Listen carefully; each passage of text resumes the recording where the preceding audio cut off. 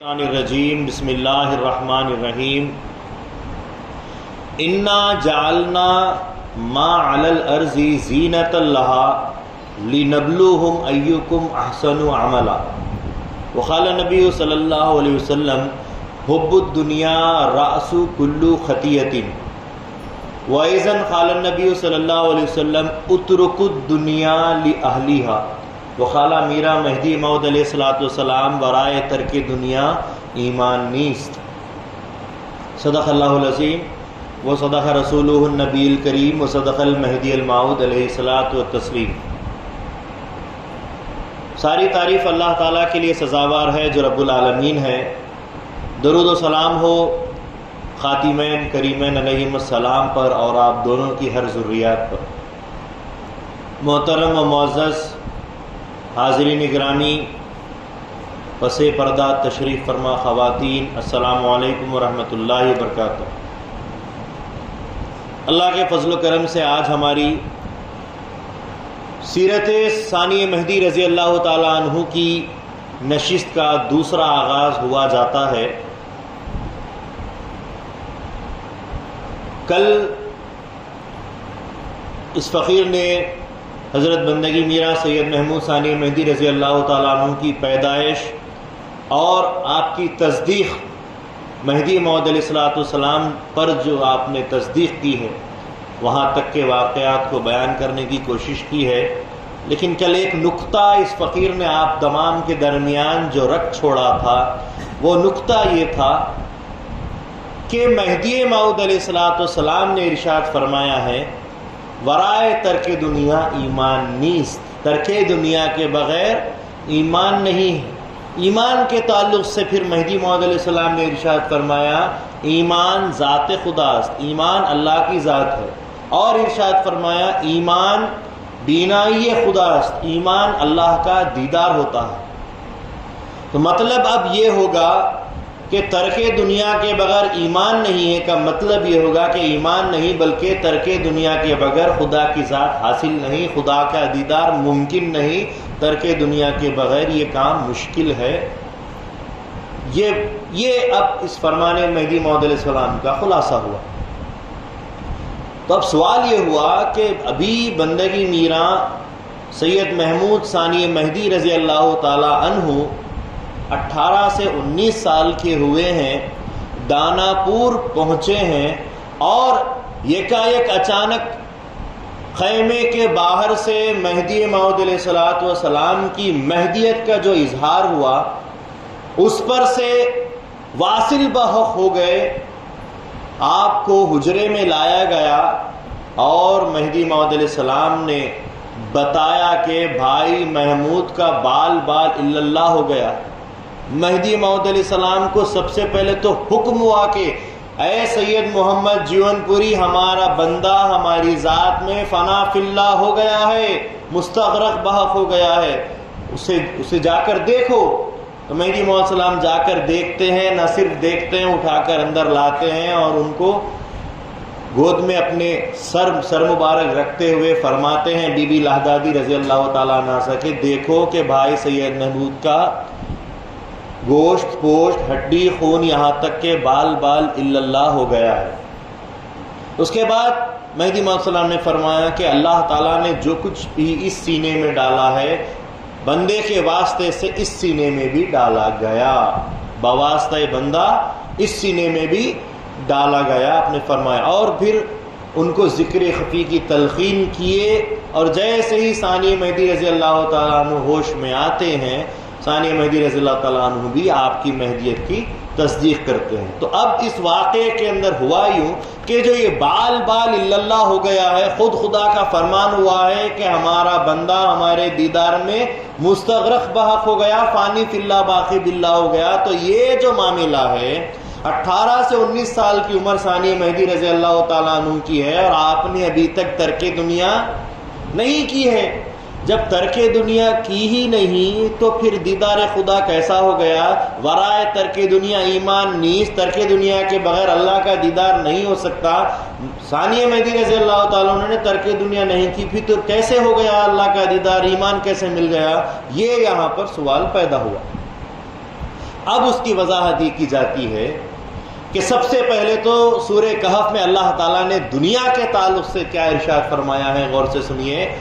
اللہ تعالیٰ نے ارشاد فرمایا انا جعلنا ما علی الارض زینۃ لها لنبلوکم ایکم احسن عملا، لنبلوہم ایہم احسن عملا، کہ اللہ تعالیٰ نے فرمایا کہ ہم نے دنیا کو بنایا ہے آرائش اور آسائش کے سامان کے ساتھ۔ انا جعلنا ما، جو کچھ بھی دنیا میں بنایا ہے، جو کچھ بھی دنیا کے زمین پر ہے، سب کا سب آرائش کا اور زیبائش کا سامان ہم نے تیار کیا ہے تاکہ ہم آزمائیں، لنبلوہم، تاکہ ہم ان کو آزمائیں، ایہم احسن عملا، کون عمل کے معاملے میں سب سے بہتر ہے۔ تو دنیا کو آزمائش کی طور پر اللہ تعالیٰ نے بنایا ہے اور ہم کو دنیا میں بھیجا ہے تاکہ اللہ دیکھ لے کہ کون دنیا دار ہے اور کون دین دار ہے۔ حضرت رسول پاک صلی اللہ علیہ وسلم فرماتے ہیں دنیا کے تعلق سے حب الدنیا رأس کل خطیۃ، دنیا کی محبت ہر برائی کا جڑ ہے، ہر برائی کی سردار ہے، دنیا کی محبت ہی بنیاد ہے۔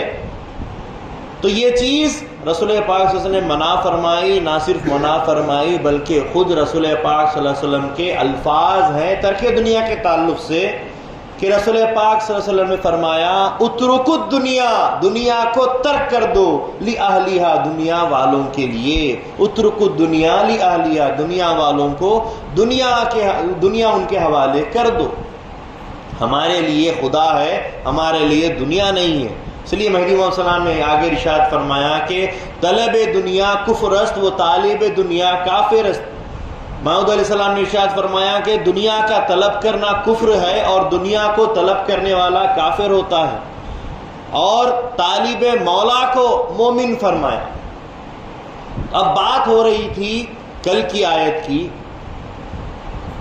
کہ اللہ تعالیٰ نے ارشاد فرمایا فَمَنْ كَانَ يَرْجُو لِقَاءَ رَبِّهِ فَلْيَعْمَلْ عَمَلًا صَالِحًا، جو کوئی اللہ سے ملاقات کا ارادہ کرتا ہے چاہیے کہ اس کو نیک عمل کرے، وَلَا يُشْرِكْ بِعِبَادَةِ رَبِّهِ أَحَدًا، اور اپنے پروردگار کی عبادت میں کسی کو شریک نہ کرے۔ اب یہ ہے اصل بات، یہ ہے اللہ تعالیٰ کے دیدار میں سب سے پہلے طالب خدا ہونا ضروری ہے، تارک الدنیا ہونا آگے کی بات ہے، پہلے طالب مولا ہونا ضروری ہے۔ حاضرین گرامی، عمل صالح کے تعلق سے بیان کیا گیا کہ شرک کی دو قسمیں ہوتی ہیں، ایک ہوتا ہے شرک جلی، ایک ہوتا ہے شرک خفی۔ شرک جلی جو شرک نظر آتا ہے خدا کی ذات میں، کسی اور کو بظاہر دکھا کر، بتا کر، سمجھا کر شریک کیا جاتا ہے، تو وہ شرک جلی جو نظر آ رہا ہے اس کو شرک جلی بولیں گے۔ اور ایک ہوتا ہے شرک خفی جو نظر نہیں آتا، جو بتایا نہیں جاتا، چھپا ہوا ہوتا، لیکن خدا جانتا ہے اور وہ بندہ جانتا ہے کہ تو شرک خفی کر رہا ہے۔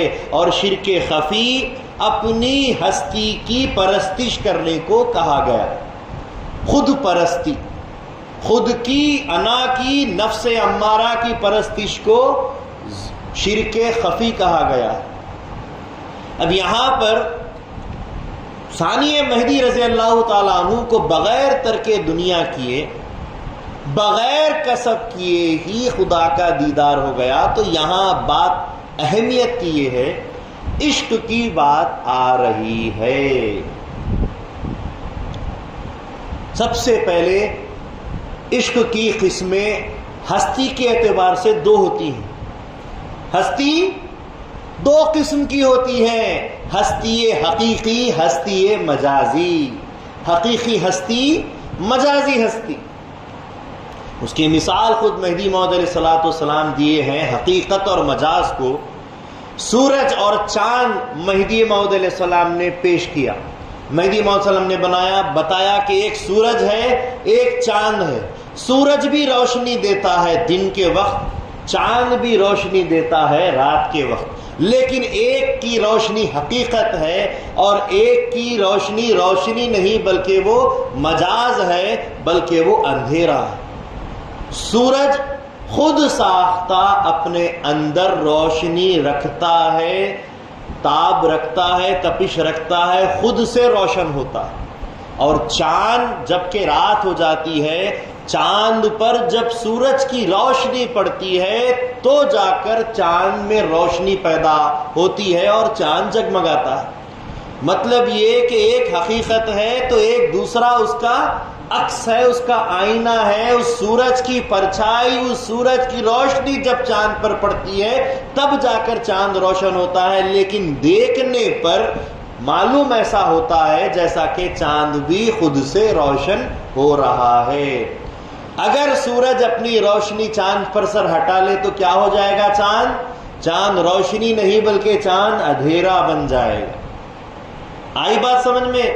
تو اسی طریقے سے ہستی حقیقی صرف اللہ کی ذات ہے، اور اللہ تعالیٰ اپنی روشنی کائنات کے ذرے ذرے میں بکھیر رہا ہے تو جا کر لگتا ہے کہ ان میں بھی روشنی ہے، لیکن وہ مجازی ہے کیونکہ ان کے حدود مقرر ہیں۔ جب وقت آ جائے گا ان سے روشنی سلب کر لی جائے گی، ان سے روشنی کھینچ لی جائے گی تو وہ بھی فنا ہو جائیں گے، اندھیرا بن جائیں گے، اور روشنی حقیقی صرف خدا کی ذات رہے گی۔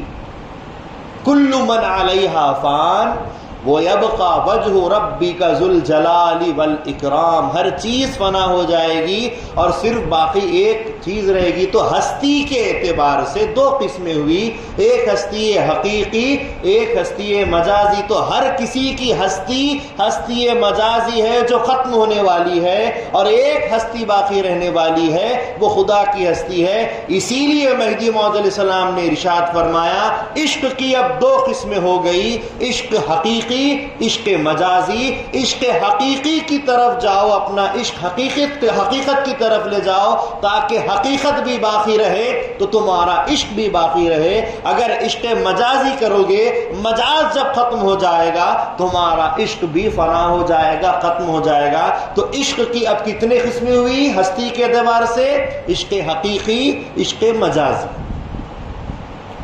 ہستی حقیقی کی طرف عشق حقیقی کو تو لے جانا چاہیے، ہستی مجازی کی طرف بھی عشق مجازی لے جایا جاتا ہے۔ تو اب عشق مہدی موعود علیہ السلام نے اس کی وضاحت کی۔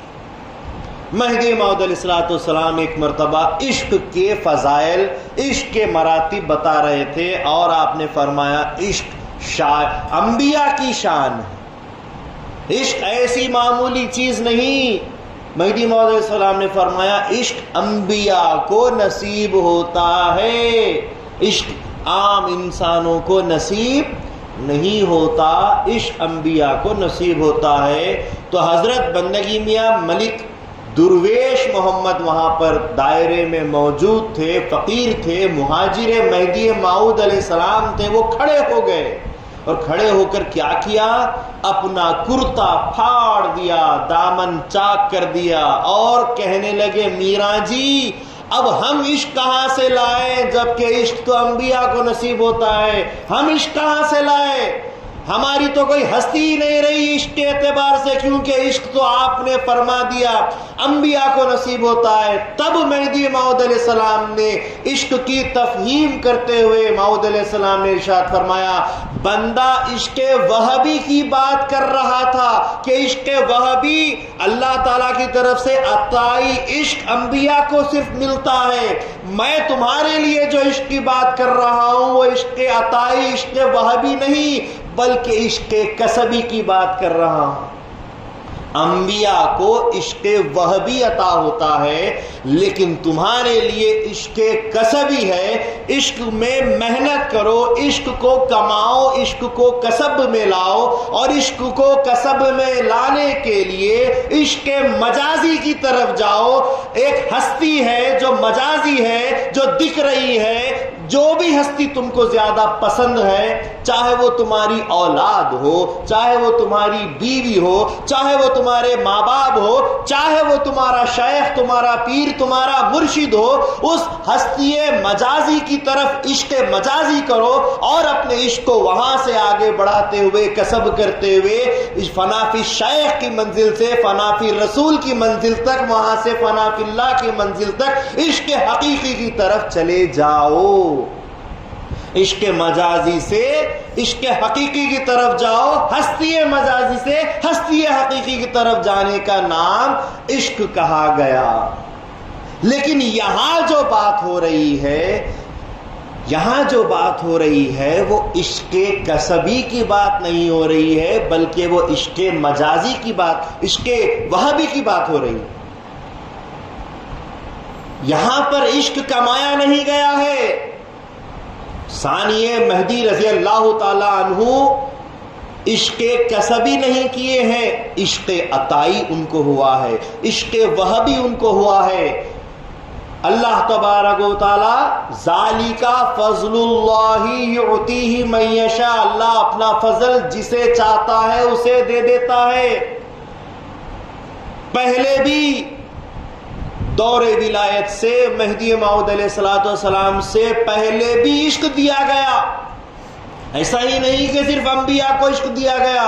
حضرت معروف کرخی رحمت اللہ علیہ روڈ پر نکل جاتے ہیں، بازار میں راستے میں نکل کر آ جاتے ہیں اور کہنے لگتے انا الحق انا الحق، میں خدا ہوں کہنے لگتے۔ لوگ پکڑ لیتے، سپاہی پکڑ لیتے، بادشاہ کے سامنے پیش کیا جاتا، یہ اپنے آپ کو خدا کہتے پھر رہے ہیں، یہ تو اتنے بڑے ولی تھے، کہتا ہے بادشاہ۔ کیا کہتا ہے بادشاہ؟ یہ تو بہت بڑے ولی تھے، یہ ایسی باتیں کیسے کہہ رہے ہیں؟ پتہ نہیں، بولے انا الحق کہتے جا رہے ہیں، میں خدا ہوں کہتے جا رہے ہیں۔ تو بادشاہ کہتا ہے ان کی وجہ سے کئی لوگوں کے دین، عقیدے، ایمان برباد ہو سکتے ہیں، ان کو فوراً جیل میں ڈال دو۔ معروف کرخی کو لے جا کر جیل میں ڈال دیا گیا۔ جو بھی ان سے ملنے کے لیے جاتا اس سے بس یہی کہتے انا الحق۔ ایک آدمی آ کر کہتا ہے حضرت میں ایک سوال کرتا ہوں، عشق کیا چیز ہے؟ تو حضرت معروف کرخی رحمت اللہ علیہ تھوڑا سا ہوش میں آتے اور کہتے ہیں بڑا خطرناک جملہ تو نے کہہ دیا ہے، بڑا زبردست سوال تو نے پوچھ لیا ہے، آج نہیں بتاؤں گا، کل جب کہ سولی پر لٹکایا جاؤں گا اس دن بتاؤں گا۔ اس کے بعد بات آئی گئی، اگلے دن بیچ بازار میں حضرت معروف کرخی رحمت اللہ علیہ کو پھانسی دی جا رہی ہے۔ وہ پھانسی کا پھندا پہننے کے لیے بخوشی تیار ہے اور پھانسی کا پھندا اپنے ہاتھوں سے گلے میں پہنتے ہوئے کہتے ہیں اے وہ سائل، اے وہ سوال کرنے والے جس نے یہ سوال کیا تھا کہ عشق کیا چیز ہے، تو سن لے، عشق یہ ہے کہ عشق میں جلنا ہے اور عشق کی ابتدا جلنا ہے اور عشق کی انتہا موت ہے، یہ کہتے ہوئے اپنے ہاتھوں سے پھندا پہن لیا اور پھانسی پر لٹک گئے۔ تو عشق عطائی اللہ تعالیٰ جب کسی انسان کو، عام بندوں کو دے دیتا ہے تو وہ برداشت نہیں کر پاتے اللہ تعالیٰ کے تجلیات کو، وہ مجذوب ہو جاتے ہیں، انا الحق کہنے لگتے ہیں، دیوانے ہو جاتے ہیں، مجذوب ہو جاتے ہیں۔ کیوں؟ کیونکہ اللہ تبارک و تعالیٰ کے تجلیات عام انسان برداشت نہیں کر پاتا، تو اس وجہ سے وہ مجذوب بن جاتا ہے۔ کچھ ہی لوگ ایسے ہوتے ہیں جو اللہ تعالیٰ کے عطائی عشق کو برداشت کر کے اپنے حواس خمسہ کو اچھے رکھ پاتے ہیں، ورنہ ان کے حواس خمسہ ان سے چھوٹ جاتے ہیں، وہ بہک جاتے ہیں، ان کے ہاتھوں میں ان کے دماغ نہیں ہوتے، ان کے قابو نہیں رہتا ان کے جسم پر، ان کے ذہن پر، ان کے دل پر، ان کو وہ مجذوب ہو جاتے ہیں۔ لیکن جو قابو پا لیتے ہیں وہ چند ہوتے ہیں جن کو عطائی عشق ہوتا ہے۔ عطائی عشق انبیاء کو ہوا ہے۔ حضرت شعیب علیہ السلام نبی ہیں، رو رہے ہیں، رات دن ہر وقت روتے ہیں۔ اللہ تعالیٰ نے دیکھا ان کو، 10 سال رو رہے ہیں، یہاں تک کہ نابینا ہو گئے، آنکھیں چلی گئی، آنکھیں ختم ہو گئی۔ اللہ تعالیٰ نے، نبی ہے میرا، اس کو فوراً آنکھیں پھر سے دے دی۔ حضرت شعیب علیہ السلام پھر 11 سال روئے، پھر آنکھیں چلی گئی، نابینا ہو گئے۔ اللہ تعالیٰ نے پھر آنکھیں دے دی، پھر 10 سال روئے۔ کتنے سال ہو گئے؟ 31 سال ہو گئے، 31 سال ہو گئے، رو رہے ہیں، پھر آنکھیں چلی گئی. پھر اللہ تعالیٰ نے تیسری بار بھی آنکھیں دے دی، کیونکہ میرا نبی ہے. دے کر پوچھا اے میرے شعیب کیوں روتا ہے؟ جنت کے شوق میں روتا ہے، دوزخ کے خوف میں روتا ہے، کیوں روتا ہے؟ تو شعیب علیہ السلام نے کہا یا اللہ تیرے عشق میں روتا ہوں، نہ دوزخ کے ڈر سے روتا ہوں، نہ جنت کی چاہ میں روتا ہوں، میں تو تیری محبت میں، تیرے عشق میں روتا ہوں. اللہ تعالیٰ نے ان کا اپنا عشق عطا کیا تھا اور ہوش پہ تھے، حواس خمسہ بھی اچھے تھے، نبی اللہ تھے، ان کو نبیوں کو عشق عطا ہوتا ہے. شعیب علیہ السلام اپنے پورے حواس خمسہ کو ملحوظ رکھتے ہوئے، ہوش میں رہتے ہوئے کہتے ہیں کہ میں اپنے ہوش و حواس میں رہتے ہوئے تیرے اوپر اپنی آنکھوں کو، اپنی ذات کو قربان کر رہا ہوں، تیرے عشق میں روتا ہوں. اللہ تعالیٰ کو ادا پسند آئی، کہا کہ آنکھیں دی ہیں، لے اپنا عشق پورا کر.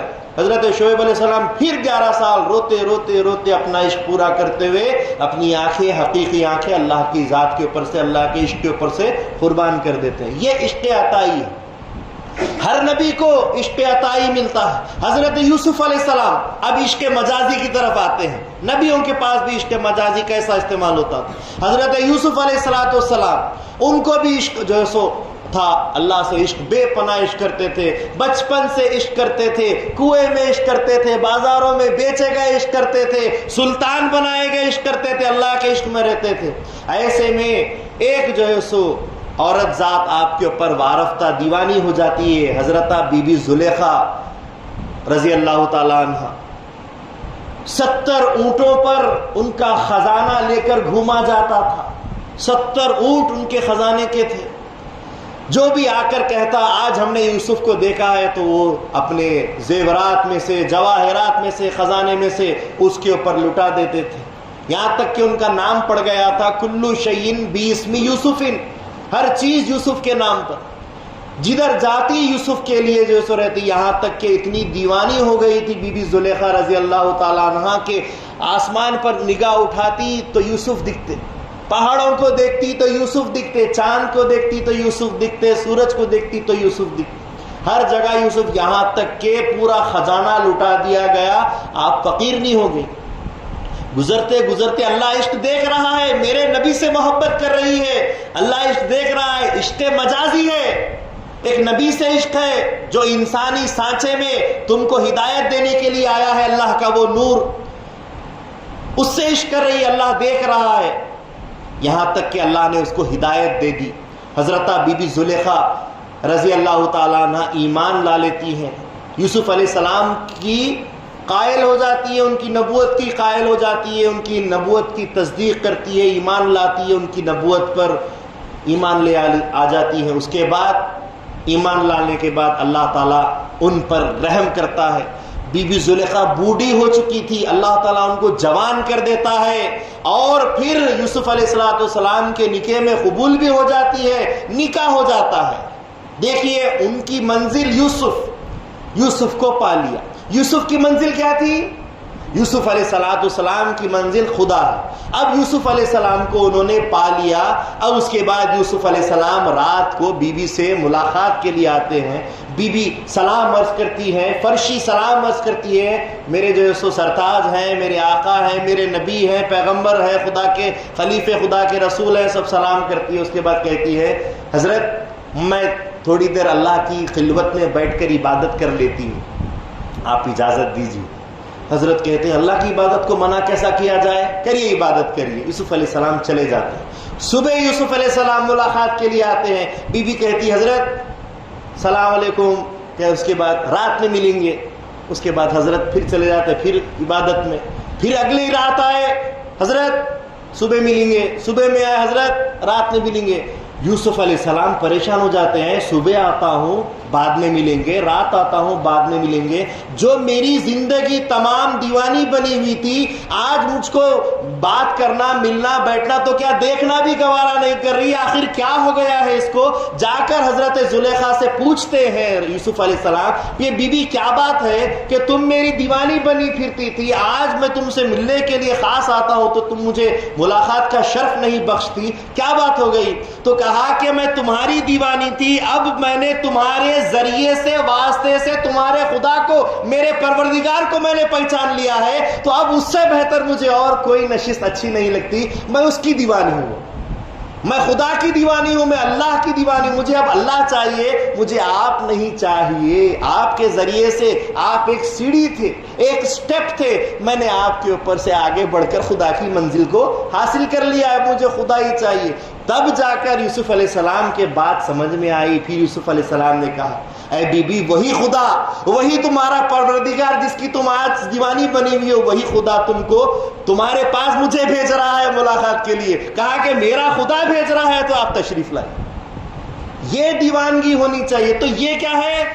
عشق عطا نبی کو ہے, لیکن دیگر جو بھی نبی سے ملے ہیں وہ اس نبی سے مل کر عشق مجازی, عشق مجاز اس کو حاصل ہوا ہے. فنا فی رسول میں ہوتے ہوئے فنا فی اللہ تک. آج رسولوں کا, نبیوں کا زمانہ نہیں ہے, تو آپ کا مرشد جو ہے اس کے ذات کے اندر آپ عشق مجازی کے ذریعے سے فنا فی شیخ سے فنا فی رسول اور فنا فی اللہ کی منزلوں تک پہنچنا چاہیے.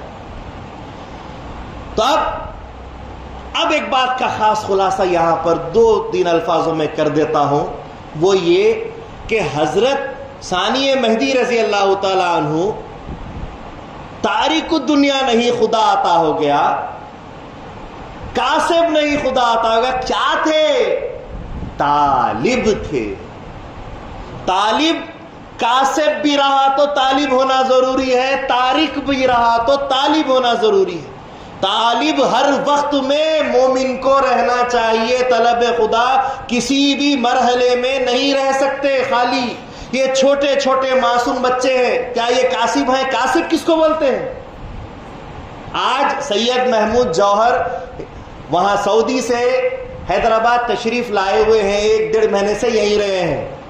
وہ کاسب ہیں. کاسب کس کو بولتے ہیں؟ کمانے والے کو کاسب بولتے ہیں. وہ کما رہے ہیں؟ نہیں کما رہے ہیں. ہمارے ساجی چچا کار چلاتے, کار جس وقت چلائے کسب کیا, کار جس وقت رکھے گھر میں بیٹھے کاسب رہے؟ نہیں رہے. جس وقت کمائی کرتے ہیں تبھی کاسب ہوتے ہیں. جس دن کمائی نہیں کی اس دن کاسب بھی نہیں رہے. کیا رہے؟ طالب رہے. تو مومن کیا ہے؟ کاسب ہوتا ہے, نہیں ہوتا ہے الگ بات ہے, لیکن ہمیشہ طالب رہتا ہے. اس کے بعد کاسب ہونے کے بعد پھر وہ تاریک ہوتا ہے, تاریک دنیا ہوتا ہے. تو طلب لیکن خدا کی وہ کسب میں بھی رہی, کسب نہیں بھی رہی تو رہی, اور تاریک بھی رہی, تو طلب خدا ہمیشہ رہی ہے اور رہنی چاہیے. اسی کو مومن کہتے ہیں. تب جا کر مہدی موعود السلام نے بتایا کہ خدا کو سر کی آنکھوں سے دیکھنے والا مومن, یا دل کی آنکھ سے دیکھنے والا مومن, یا کم سے کم خواب میں دیکھنے والا مومن ہوتا ہے. تو صحابہ نے کہا میرا جی اگر ان تینوں بھی کیفیت نہیں ہو تو کیا حکم ہے؟ تو پھر موعود علیہ السلام نے فرمایا اگر طالب خدا بھی رہے گا تو بھی اس پر مومن کا نام صادر آتا ہے.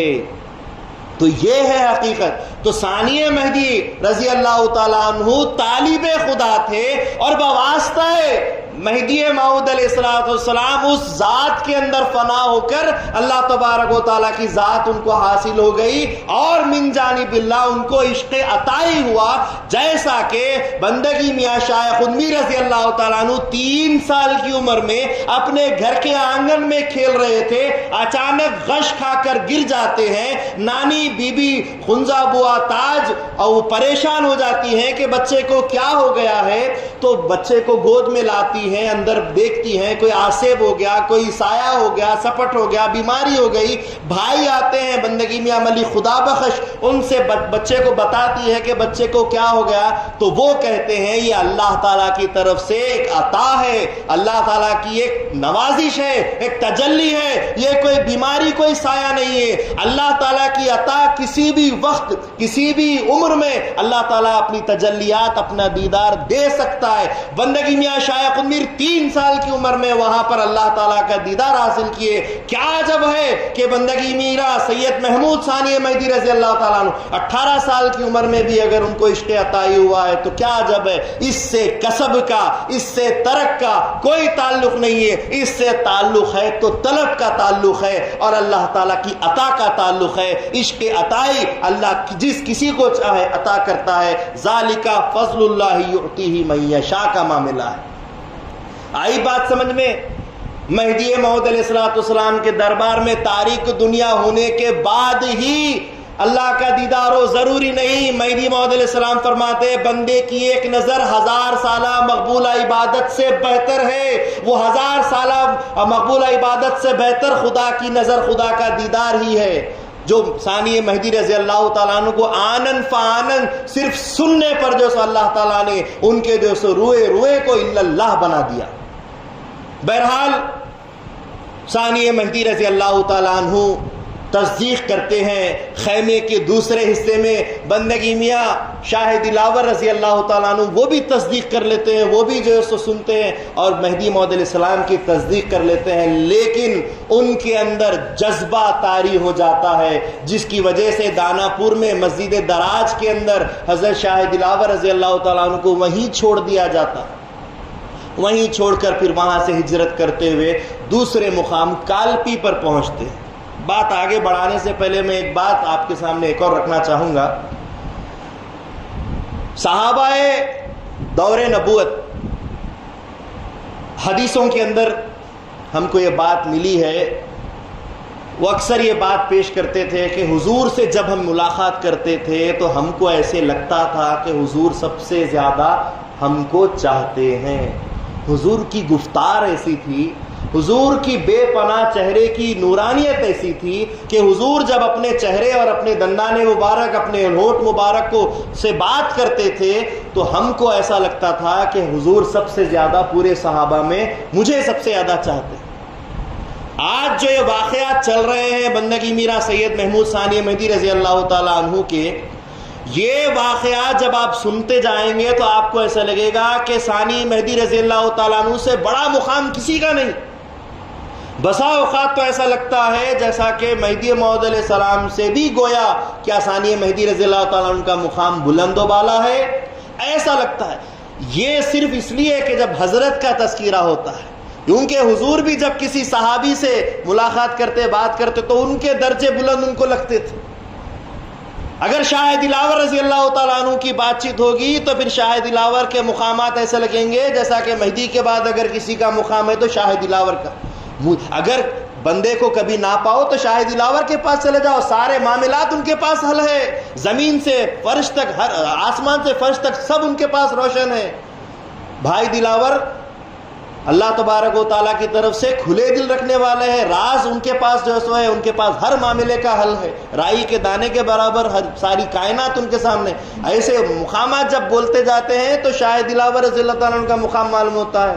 وضو کرا رہے ہیں، پانی کے قطرے گر رہے ہیں، حاضل مہدی حق کی آوازیں بوندوں میں سے سنتے ہیں. شاہ دلاور بولتے ہیں تو موعود علیہ السلام بولتے ہیں جس کو ازلی ایمان عطا ہوتا ہے، ازلی کان ہوتے ہیں، اس کو یہ چیز سنائی دیتی. مقام دیکھیے، جس کا تذکرہ شاہ نظام کی بات آئی تو شاہ نظام کا مقام، شاہ نعمت کا بات آئی تو شاہ نعمت، مخراج بدعت، عمر ولایت، یہ سارے مقامات پھر جس کسی کا تذکرہ سنتے ہیں موعود علیہ السلام کی زبان مبارک سے، اس صحابی کا مقام و مرتبہ اتنا بلند لگتا ہے جیسا کہ مہدی کے بعد انہی کا مقام. تو ثانی مہدی رضی اللہ تعالیٰ عنہ کا مقام و مرتبہ بتایا جا رہا ہے. بہرحال یہ واقعہ ہو گیا. ہونے کے بعد موعود علیہ السلام نے وہاں سے پھر کوچ کیے. وہاں سے پھر آپ نکل کر کالپی پہنچے جو دانا پور سے 370 میل پر واقع ہے. وہاں پر راستے میں ایک راجا کی بیٹی جو بیمار تھی، موعود علیہ السلام نے اس کے دیکھا، پان کا پسخوردہ دیا، اچھی ہو گئی. بادشاہ کے پاس لگے تو کہا مسلمان کے جھوٹے سے اچھی ہوئی ہے، مسلمانوں کو دے دو. مسلمانوں کو دے دیا گیا. بی بی لہدادی ان کو قبول کر لیتی ہے. نہایت ہی خوبصورت تھی. موعود علیہ السلام سے اصرار کرتے ہیں کہ اس سے نکاح کر لیجئے. موعود علیہ السلام منع کرتے ہیں، لیکن بار بار بی بی کے اصرار پر نکاح کر لیتے ہیں. 7 دن کے بعد اس بی بی کا انتقال ہو جاتا ہے. تو لہدادی رضی اللہ تعالیٰ عنہ غم میں آ جاتی ہیں کہ میں نے ضد کر کے موعود علیہ السلام کو یہ لڑکی دی تھی کہ نکاح میں قبول کرے، لیکن مجھے کیا پتا تھا کہ صدمہ ہو جائے گا کہ 7 دن کے بعد یہ بچی کا انتقال ہو جائے، لڑکی کا انتقال ہو جائے گا۔ تو موعود علیہ السلام فرماتے ہیں ایسی کوئی بات نہیں، بندے کو پہلے سے پتا تھا کہ اس کا وقت نزدیک ہے، لیکن تمہاری اس ضد کی وجہ سے یہ شرف ہو گیا کہ وہ عام لڑکی عام صحابیہ بن کے نہیں گئی، بلکہ مہدی کی بیوی بن کر گئی۔ اللہ تعالیٰ نے اس کو قبول کر لیا ہے۔ بہرحال یہ ایک مقام، مصدقوں کی ماں بن کر گئی، مہدی کی بیوی بن کر گئی، یہ مقام اللہ تعالیٰ نے اس کو دے دیا، تمہاری ضد کی وجہ سے وہ بھی پار ہو گئی۔ پھر وہاں سے مہدی موعود علیہ السلام نکلے، مالوا کے شہر چندیری پہنچے، وہاں چند دن کا قیام کیا، جو کالپی سے 160 میل کر فاصلے پر ہے۔ وہاں پر قیام کیا تو وہاں کے لوگ جوق در جوق بیان سن کر ایمان لانے لگے، لیکن وہاں کے حاکم اور امیر آپ سے دشمنی کر بیٹھے، موعود علیہ السلام کی سخت مخالفت کرنے لگے، یہاں تک کہ اخراج پر مجبور کر دیا۔ تو مہدی موعود علیہ السلام 1 میل کے فاصلے پر جا کر بیٹھ جاتے ہیں۔ رات کے وقت کیا دیکھتے ہیں کہ مہدی موعود علیہ السلام فرماتے ہیں اللہ تعالیٰ حق کو حق اور ناحق کو ناحق کر دے گا۔ رات میں اچانک شور ہوا، دیکھے تو کیا پورا چندیری آگ میں جل رہا تھا۔ وہ جو امیر زادے تھے وہ پی کر کھا پی کر ایک دوسرے سے لڑ پڑتے ہیں، اور یہاں تک کہ خون و غارت گری ایسی ہوتی ہے کہ پورے شہر کو آگ لگ جاتی ہے۔ مہدی موعود علیہ السلام کو، اللہ والوں کو جو تکلیف دیتا ہے وہ در حقیقت خود کی تکلیف وہاں پر پیدا کرتا ہے، خود کو تکلیف دیتا ہے۔ بہرحال وہاں سے نکل کر پھر مہدی موعود علیہ السلام چاپانیر پہنچتے ہیں، جو ہجرت کا 4تھا مقام ہے۔ وہاں پر پھر مہدی موعود علیہ السلام 18 مہینوں کا قیام کیا، 18 مہینے یعنی 1.5 سال رہے۔ 891 ہجری میں وہاں پہنچے، جو چندیری سے 300 میل کا فاصلے پر ہے۔ چاپانیر شریف پہنچے، وہاں پہنچنے کے بعد سلیم خان کی مسجد میں شاہ نظام رضی اللہ تعالیٰ عنہ آئے ہوئے تھے، تو سلیم خان ملنے کے لیے موعود علیہ السلام سے گئے، متاثر ہوئے، واپس آئے، شاہ نظام سے کہا کہ چلو جس کا انتظار تھا تمہیں وہ ہستی یہاں موجود ہے۔ گئے شاہ نظام رضی اللہ تعالیٰ عنہ، اور اسی وقت جو ہے سو وہ بھی بال الا اللہ ہو گئے، ان کو ذکر خفی کی تعلیم دی، ہوش میں آیا، انہوں نے بھی تصدیق کر لی۔ کتنے مل گئے خلفاء میں سے؟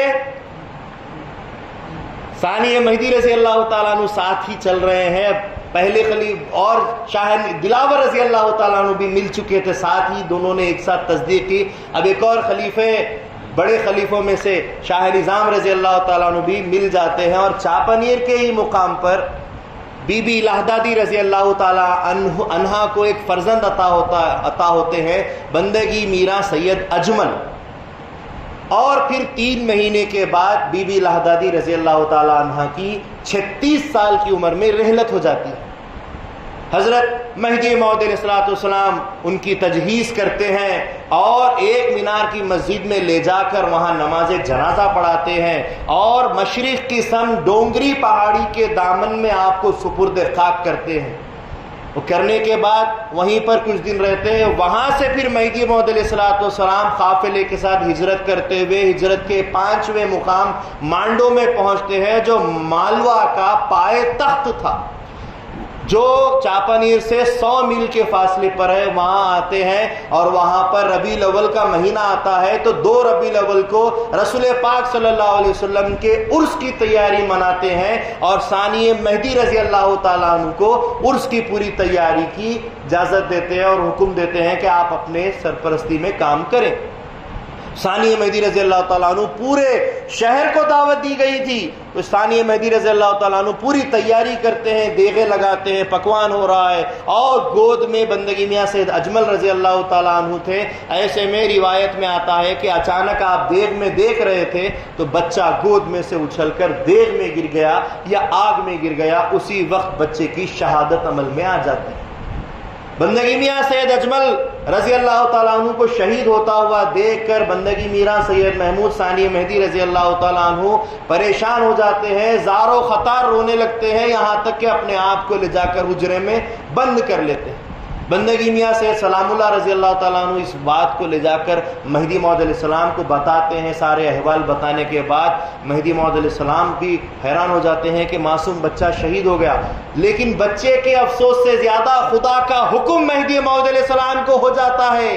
دیکھیے ثانی مہدی رضی اللہ تعالیٰ عنہ پیدا ہوئے، خدا کا حکم ہوا نام رکھو۔ ثانی مہدی رضی اللہ تعالیٰ عنہ مستخرج بحق ہوئے، خدا کا حکم ہوا مہدی موعود علیہ السلام کو جاؤ۔ اب ثانی مہدی رضی اللہ تعالیٰ عنہ زار و خطار رو رہے ہیں، اور خدا کا حکم ہوتا ہے مہدی موعود علیہ السلام کو کہ ہمارا بندہ روتا ہے، جاؤ اور اس کو تسلی دو کہ اس کے رونے سے ہمارا عرش کانپ رہا ہے۔ کیوں؟ کیونکہ عرش پر ان کا نام محمود ہے، ان کے رونے سے ہمارا عرش کانپ رہا ہے، جاؤ ان کو تسلی دو۔ تو مہدی موعود علیہ السلام فوراً ثانی مہدی رضی اللہ تعالیٰ عنہ کے پاس جاتے ہیں اور ان کو تشفی کرتے ہیں، ان کو تسلی دیتے ہیں اور کہتے ہیں کہ بھائی سید محمود آپ مت رو، یہ اللہ تعالیٰ کی طرف سے مقدر تھا، اگر سید اجمل بڑے ہوتے تو تمہارے مقام کو پہنچتے، لیکن مقدر میں نہیں تھا کہ تمہارا مقام تمہارا ہی رہنا تھا، اسی لیے اللہ تعالیٰ کی طرف سے ان کو حکم ہو گیا۔ اور کیوں زاری کرتے ہو کہ اللہ تعالیٰ نے بندے کے اس فرزند سے مانڈو کے اندر جو قبرستان ہے ان کی بخشش کا انتظام اس فرزند سے کیا، اس فرزند کی تدفین سے تمام کے تمام قبرستان والوں کی بخشش ہو جائے گی، لہذا تم زاری مت کرو۔ پھر وہاں سے مہدی موعود علیہ السلام ثانی مہدی رضی اللہ تعالیٰ عنہ دیگر قافلوں کے ساتھ دولت آباد پہنچتے ہیں، جو ہجرت کا چھٹا مقام ہے، جو مانڈو سے 360 میل کے واقع پر آتا ہے، جہاں پر مہدی علیہ السلام انگوٹھوں کے بل چلتے ہوئے مومن عارف رحمت اللہ علیہ کے پاس پہنچتے اور کہتے ہیں کہ اتنے اولیاء ہیں کہ میں اتنا بچ کر چلتا ہوں تو بھی کسی ولی کے سر پر یا کسی کے سینے پر پیر جاتا ہے۔ وہاں پر مہدی علیہ السلام کچھ دن کا قیام کیے، وہاں سے پھر ہجرت کے 7ویں مقام احمد نگر آتے ہیں، جو وہاں سے دولت آباد سے 90 میل کے فاصلے پر ہے۔ وہاں سے پھر مہدی علیہ السلام ہجرت کرتے ہوئے بدر پہنچتے ہیں، جو ہجرت کا 8واں مقام ہے، جو کہ احمد نگر سے 240 میل کر فاصلے پہ ہے۔ 900 ہجری میں بدر پہنچے، 900 ہجری میں بدر پہنچے، جہاں پر شیخ مومن توکلی مبشر مہدی، جنہوں نے مہدی موعود علیہ السلام کی مہر ولایت کو دیکھا ہے، جو دیدار کرنے والے ہیں مہدی موعود علیہ السلام کی مہر ولایت، اور جو قطعی جنتی بنے، ان سے ملاقات ہوئی۔ وہاں سے پھر گلبرگہ پہنچے، جو ہجرت کا 9واں مقام ہے، جو بیدر سے 70 میل کے فاصلے پر ہے۔ وہاں پر سید محمد بندہ نواز گیس و دراز رحمت اللہ علیہ کی روح مبارک راستے میں آ کر مہدی موعود علیہ السلام کو اپنے پاس لے جاتی ہے۔ جب مہدی موعود علیہ السلام راستہ بدلنے لگے تو بندگی میاں ملک الہداد خلیفہ گرور بندگی میاں ثانی مہدی رضی اللہ تعالیٰ اور دیگر بندگی میاں سے سلام اللہ پوچھتے ہیں کہ ہم ادھر راستہ جانا تھا، ادھر کدھر جا رہے ہیں؟ تو کہا کہ اپنی دل کی آنکھوں سے دیکھو کہ کون مجھے لے جاتا ہے۔ انہوں نے جب دیکھا تو دیکھا کہ ایک سرپوشی قسم کے لباس پہنے ہوئے، ہرے رنگ کی ٹوپی پہنے ہوئے حضرت بندہ نواز گیس و دراز رحمت اللہ علیہ گھوڑے پر سواری پر آیا، اور ان کے ساتھ موعود علیہ السلام جا رہے پہنچے تو ثانی مہدی موعود علیہ السلام کو جو ہے سو دیکھ کر، چپل پہن کر اندر جاتا ہوا دیکھ کر، ان کے جتنے بھی مجاورین تھے انہوں نے سامنے سب بنا کر کھڑے ہو گئے کہ آپ ادب کیجئے کہ وہ جو ہے سو بندہ نواز ہیں، ولی اللہ ہیں، آپ بھی ولی اللہ ہیں، ان کا ادب کیجئے۔ کہا کہ میں تمہاری سنوں یا تمہارے آقا کی سنوں؟ وہ کہتے ہیں کہ جوتیاں پہن کے اندر آؤ۔ تو انہوں نے قفل ڈال دیا کہ اچھی بات ہے آپ جائیے، ہم قفل ڈال دیں۔ موعود علیہ السلام ہاتھ آگے بڑھاتے ہی قفل کھل جاتے ہیں۔ تو انہوں نے کہا کہ ہم نے حدیث میں پڑھا تھا کہ موعود علیہ السلام جب آئیں گے تو بند قفلوں کو کھول دیں گے۔ تو موعود علیہ السلام نے فرمایا کہ یہ تو ظاہری خلف ہے، لیکن حقیقت یہ ہے کہ بند دلوں کو، پتھر دلوں کو دل بنا دینا مہدی موعود علیہ السلام کی آمد کا جو مقصد ہے۔ اس کے بعد مہدی موعود علیہ السلام اندر جاتے ہیں، دروازہ بند کرتے ہیں، تو تھوڑی دیر کے بعد موعود علیہ السلام واپس آتے ہیں تو کیا دیکھتے ہیں کہ جوتیاں، لوگ کیا دیکھتے ہیں کہ جوتیاں موعود علیہ السلام کی حضرت بندہ نواز گیس و دراز رحمۃ اللہ علیہ کی قبر پر ہیں۔ بندہ نواز نے اپنے وقت میں دعویٰ کر دیا تھا کہ میں ہی مہدی ہوں، تو انہوں نے اللہ سے پھر رجوع بھی لائے، لیکن انہوں نے کہا کہ میں رجوع میں اور معافی میری اس وقت قبول سمجھوں گا جب موعود علیہ السلام کے وقت میں میں ان سے معافی مانگوں گا۔ اسی لیے موعود علیہ السلام کو ان کی روح مبارک لائی اور جو سو عرض کی کہ آپ جوتیوں سمیت میرے سینے پر کھڑے ہو جائیے۔